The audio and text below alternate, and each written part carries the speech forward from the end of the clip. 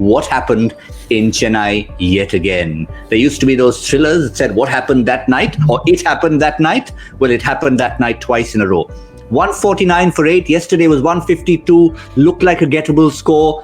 When they started Hyderabad, they were well in control of the run chase at the halfway point. And then that second half, everything imploded. It's not often that Bangalore have won 2 in a row at the start of the season. I think it's only the second time it's happened, but amazing things are happening this season.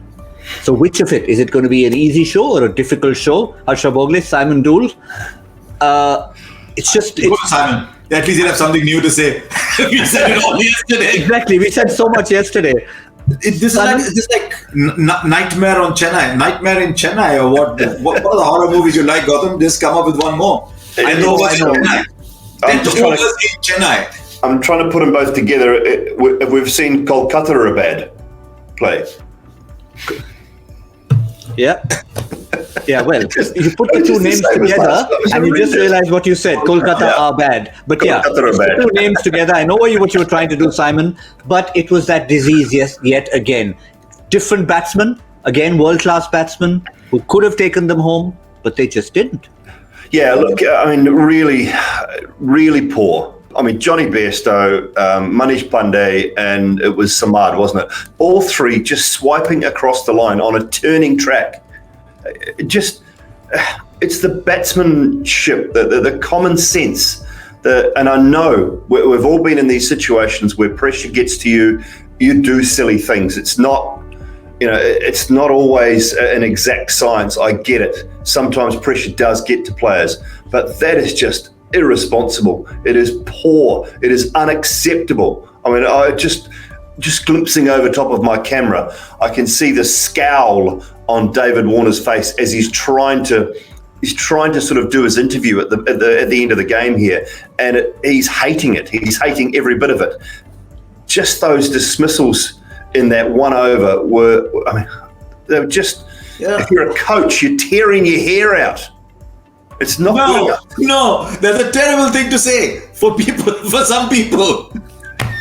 You've got to be very careful. We only got them back.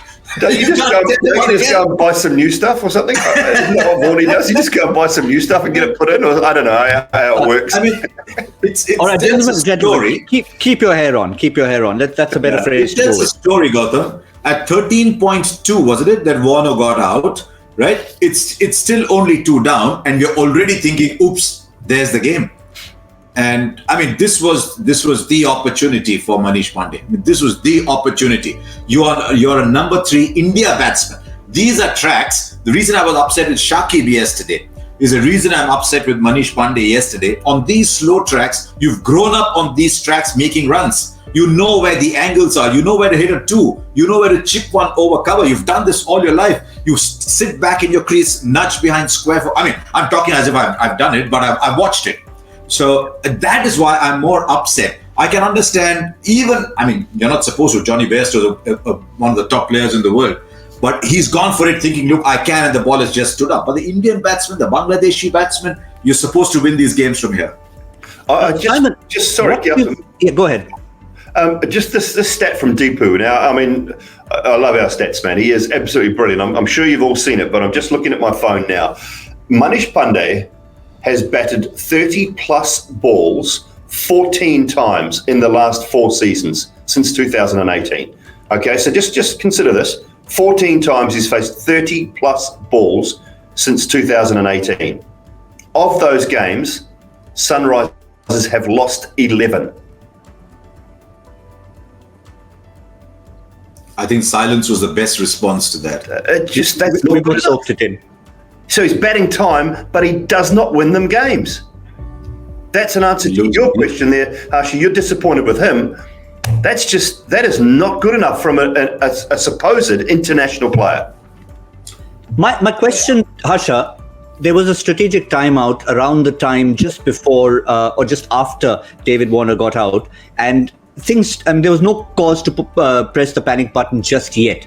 What could have been said in there that started the harakiri next over? Surely they wouldn't have said, go for the shots. No, because look what David Warner has said when he was being interviewed. He said, message was simple after I got out. Build partnerships. Disappointing how wickets fell after that. Cross bat shots are not on. Right? And he says the plan was very simple. Consolidate in the first 6, one guy in at the back end. I mean, that's what we've been talking about. That was the plan. So clearly the plan couldn't have been, listen, go for the big ones. The plan had to be take it deep. The set batsman finishes the game. We saw Maxwell, we saw AB. Who are the two players who succeeded at the end? Maxwell, AB. Both of them in set players finishing the game.